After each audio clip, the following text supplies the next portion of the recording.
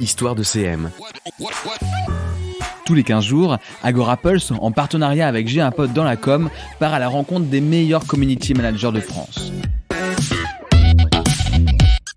Je suis Ambroise et aujourd'hui je reçois Charles Haddad, Head of Social Media au gouvernement.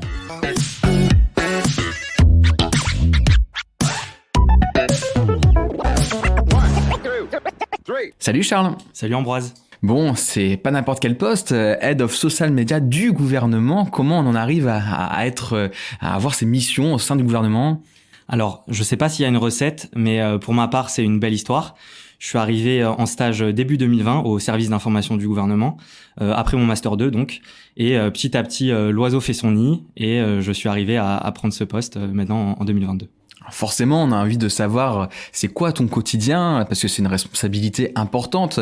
Les réseaux sociaux, on sait bien que ça prend de plus en plus une place d'information officielle. Donc là, t'as une charge immense, une responsabilité immense. Comment tu gères ça au quotidien ? Alors, mon rôle, c'est vraiment donc gérer la présence du gouvernement sur les réseaux sociaux, et donc on va informer les citoyens sur les actualités et les priorités du gouvernement. Clairement, ça passe de manière assez classique sur une planification et une diffusion de contenu, et aussi de la retransmission des prises de parole en direct de la Première ministre. Et on va s'inscrire comme, tu vois, un petit peu le référent de la parole interministérielle sur ces réseaux. On va échanger au quotidien avec les équipes qu'on appelle public policy des plateformes, mais surtout avec l'ensemble des acteurs de l'État pour amplifier leur com et la rendre un peu homogène. Et donc, dans ce cadre-là, on va par exemple gérer les certifications, on va gérer les agréments. Concrètement, les agréments, c'est que chaque compte sur les réseaux sociaux de la sphère gouvernementale doit recevoir une validation de notre part avant sa création. On veille aussi à l'application de la charte graphique de l'État. On va aussi animer la communauté des CM des ministères. On va amplifier leur campagne. Tu vois, on a une force de frappe assez importante quand même sur les comptes du gouvernement, et leur apporter un soutien technique s'ils ont un souci, quoi. Et de manière plus classique, ça va être du reporting, de la gestion de sponsorisation, etc. Tout un programme. Alors je me doute qu'il n'y a pas beaucoup de périodes de calme quand on est dans un gouvernement. Il y a forcément une crise à droite ou à gauche, et peut-être celle dont on peut parler qui est très importante, que le monde entier a connue, c'est la crise sanitaire. Comment les réseaux sociaux vous ont permis d'affronter cette crise, de permettre cette mission que tu as décrite à l'instant, qui est celle d'informer les citoyens ? Alors, évidemment, on a fait beaucoup de pédagogie. On a essayé d'être le plus transparent possible, quitte à changer notre fusil d'épaule d'une semaine à l'autre. C'est d'ailleurs pas mal ce qui nous était reproché. Concrètement, on avait des rendez-vous hebdomadaires qui étaient les conférences de presse du Premier ministre, les fameuses. Donc en général, le jeudi à 18h, voilà, c'était notre petit rendez-vous pour les mauvaises nouvelles. Nous, on recevait les annonces le matin, et ça nous permettait de préparer la communication sur les réseaux en amont pour les comptes du gouvernement et les comptes du Premier ministre. Et donc, en plus de ces annonces, on faisait pas mal de contenu. Donc, par exemple, des vidéos d'experts. C'est un peu bateau de dire ça, mais tu vois, sur les réseaux pendant la crise, il y a un peu tout le monde qui se sentait épidémiologiste. Là, avec la guerre en Ukraine, on a plein de nouveaux spécialistes de la géopolitique, et donc on avait vraiment ce besoin-là.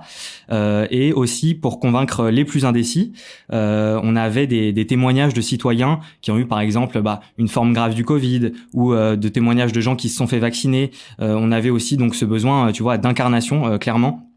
Et donc, au-delà de cette création de contenu, on a reçu de l'aide des plateformes social media. Donc, on mettait avec elles, on mettait en place des partenariats pour porter nos messages sur, par exemple, les gestes barrières ou sur la vaccination. Par exemple, je suppose avec Facebook, des partenariats donc avec Meta. Exactement. Dans ces cas-là, c'est plutôt la plateforme qui vient vers vous, c'est vous qui allez vers elle. Comment ça se fait ? Parce que c'est pour une bonne raison, c'est pour une bonne cause. Tout à fait. Alors, c'est un échange. Concrètement, on les contacte pour leur demander de l'aide, et sur une crise aussi importante, ils répondent présents. Bon, cette crise, forcément, elle a dû faire évoluer vos pratiques, mais peut-être ne serait-ce que ton poste, déjà, tes responsabilités, peut-être que ça donne un éclairage qui est différent de celui d'auparavant. Est-ce que toi, tu l'as senti, ce changement post-crise, même si on sait bien que le sujet reste toujours dans le coin, le sujet sanitaire, mais est-ce qu'il y a un changement ? Alors la crise, ça a vraiment été propice à notre croissance sur les réseaux. Ça a été un vrai levier de performance. On a par exemple triplé notre nombre d'abonnés depuis mon arrivée au début du Covid. Alors j'aimerais te dire, Ambroise, que c'est uniquement grâce à notre travail, mais le karma me rattraperait tôt ou tard. Donc en fait, la crise, ça nous a forcé à nous réinventer dans notre communication digitale, à décupler la production de contenu et aussi les moyens qu'on y mettait. Et donc forcément, par la force des choses, mon scope à moi s'est élargi au fil des mois et des années.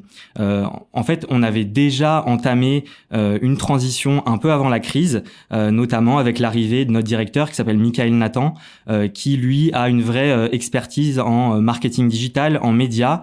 Et ça a permis de moderniser donc le service d'information du gouvernement et qu'on évite de passer pour des boomers, si c'est ça ta question. Bon, quand on parle de crise et de communication de crise, on sait bien que de base, c'est qu'on n'a pas pu vraiment l'anticiper, sinon c'est plus de la crise. Mais en même temps, il y a certainement des méthodes et des ressorts qui sont là à chaque fois. Quels sont les vôtres? Comment vous utilisez les réseaux sociaux? Tu l'as dit, là maintenant c'est la guerre en Ukraine et on se doute que malheureusement, j'ai presque envie de dire, dans les prochains mois, dans les prochaines années, il y aura encore des choses comme cela à gérer. C'est quoi le processus à mettre en place? C'est une bonne question. Si je devais te faire un petit tuto en quelques étapes pour une com de crise réussie, on va dire, ce serait d'abord, bien évidemment, d'adresser le plus grand nombre de personnes possible. Et ça, clairement, les réseaux sociaux, ça nous aide pas mal. On va aussi avoir besoin d'une transparence dans l'information, une information fiable, en temps réel, et on donne un état d'avancement de la situation et des décisions que l'on prend. Et pareil, les réseaux, ça permet clairement de faire ça, notamment Twitter, qui est assez utile pour ce genre de choses. T'as besoin aussi de garder une certaine cohérence. Tu vois, pas avoir des acteurs de l'État qui ont des discours différents, et donc on va veiller à utiliser tous les mêmes éléments de langage. Ça, c'est assez important. Un des trucs les plus importants aussi, c'est de tenir compte des vraies préoccupations des gens face à cette crise. En fait, il y a rien de pire que de laisser des questions en suspens. Si tu laisses un flou, tu vas avoir de la fake news derrière, et ça, c'est pas bon pour les affaires, clairement. Et là, on arrive au dernier point, qui est la lutte contre la désinformation. Alors là, depuis que tu y es, forcément, tu as déjà vécu des moments avec des changements importants. On parle plus forcément de crise, c'est des éléments qui sont normaux, qui sont dans la vie du gouvernement, quand on parle d'un changement de gouvernement, par exemple, pour parler de choses récentes. Peut-être tu as vécu aussi des moments difficiles à gérer. Est-ce que tu peux nous en parler? Est-ce que tu as tiré des leçons de certains éléments qui pourraient être utiles à nos auditeurs, un partage d'expérience? Alors effectivement, tu as des crises sociales, tu as des attentats. Récemment, tu as eu une guerre. On s'y habitue jamais, clairement. À chaque fois, tu te dis, ok, là, c'est chaud. Mais en fait, je pense que le plus dur, c'est cette espèce de lassitude qu'on a eue pendant le Covid, où tous les jours, on devait relayer le nombre de morts, pour une question de transparence évidemment, mais aussi pour sensibiliser les gens. Et clairement, t'arrives au boulot, tu fais ta conférence de rédaction pour commencer ta journée, on t'annonce tant de nombre de morts, et ça te met pas dans un bon mood, c'est sûr. Il y a cette phrase horrible qui dit d'ailleurs, la mort d'un homme c'est un drame, et la mort de millions d'hommes c'est une statistique. Et malheureusement, c'était un peu l'impression que ça donnait, quoi. Bon voilà, j'ai un peu plombé le moral des auditeurs, mais s'il y a une leçon à en tirer, je sais pas vraiment s'il y a une leçon à en tirer, mais on se dit qu'il y a des gens qu'on ne peut pas convaincre, et que quoi que tu leur dises, même si tu leur fais regarder la vérité en face, tu n'y arriveras pas. D'une manière générale, quels sont les objectifs poursuivis par le gouvernement sur les réseaux sociaux? Puis toi aussi, là-dedans, quels sont tes objectifs personnels? Ce que tu recherches à atteindre? Nous, on veut avoir une parole de l'État qui est homogène, qui est identifiée, et on veut transmettre les infos aux citoyens en restant quand même dans une posture, un tone of voice, comme on dit, institutionnel. Donc concrètement, on va pas faire de clickbait, on va garder une bonne syntaxe, on va pas faire de fautes d'orthographe, on va pas écrire comme à l'oral, même si en général c'est ce qui marche le mieux sur les réseaux. Donc on a quand même un petit cahier des charges. Et aussi de plus en plus, on essaye de se développer vraiment comme un média à part entière et de pousser un peu des longs articles, des reportages, et de faire un vrai travail journalistique en fait. Là, récemment, on a un vrai défi avec le Covid, c'est de transformer l'essai.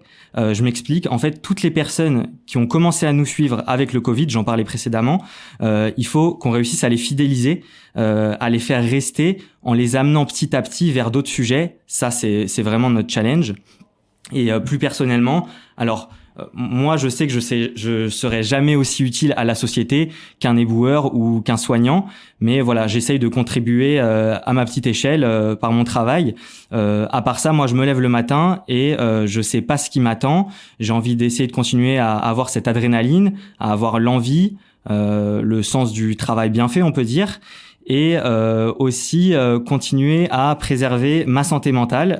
Je pense que la santé mentale des CM, c'est quelque chose à ne pas sous-estimer, notamment ceux qui peuvent être exposés à des commentaires particulièrement durs et ceux qui ne déconnectent jamais. Donc voilà, je pense qu'il faut réussir à prendre un peu de recul avec tout ça. Tu t'imposes certaines règles particulières justement pour prendre soin de toi Alors, c'est assez compliqué comme j'en parlais juste avant, de déconnecter puisque nous, on a un système d'astreinte qui fait que on travaille souvent le soir, on travaille le week-end, mais effectivement, par exemple, quand on part en vacances, là, c'est déconnexion totale, la boîte mail qui répond plus, le téléphone, pareil.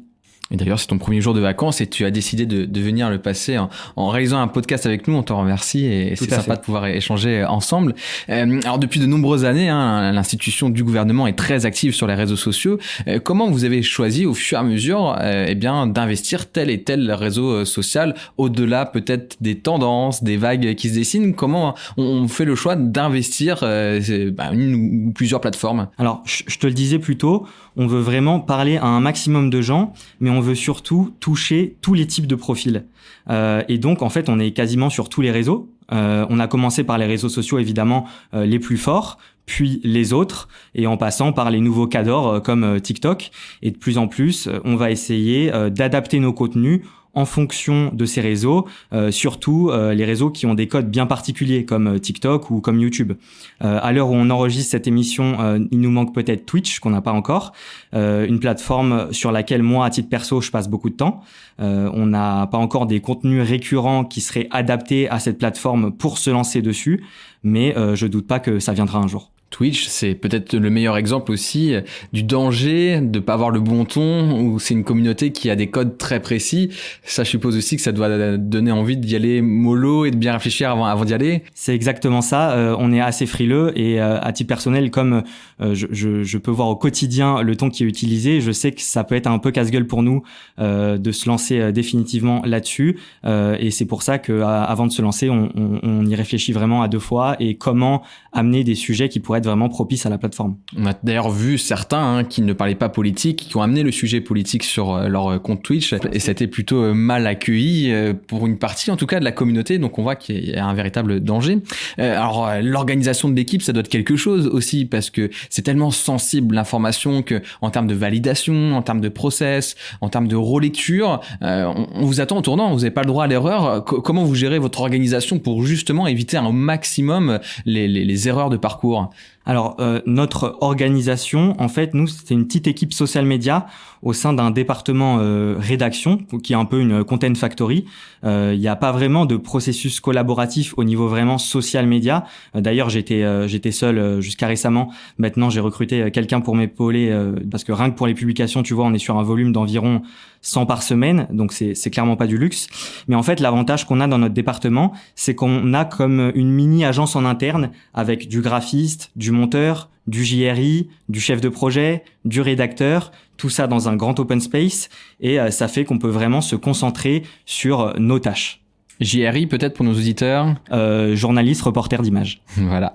Donc là, on voit l'organisation se dessiner et qui dit organisation dit que vous mettez des moyens en œuvre. Et en général, quand on met des moyens, on aime bien mesurer le retour, savoir si ça fonctionne, parce que rien de pire que de mal utiliser les moyens, surtout quand on a la pression de dire que c'est de l'argent public. Comment vous faites, vous, pour mesurer si oui ou non vous réussissez sur les réseaux sociaux? Alors évidemment, nous, on fait du reporting, que soit quotidien, hebdomadaire, mensuel et aussi par thème.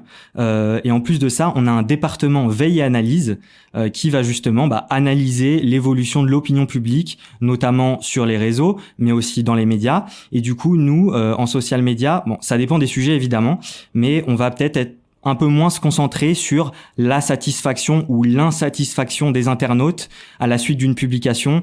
Tu vois, par exemple, pour les youtubeurs, le ratio like-dislike, il est précieux.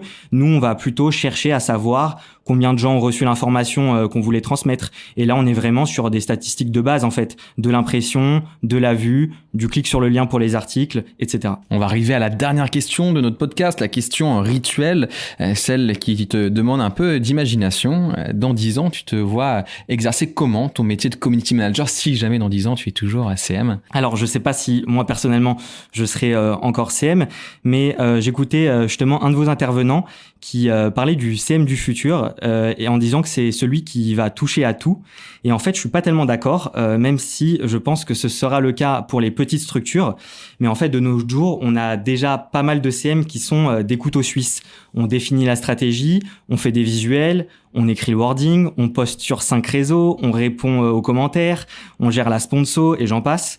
Et le problème, c'est qu'à tout faire, on peut parfois ne pas aller au bout des choses. En fait, on peut pas être expert en tout.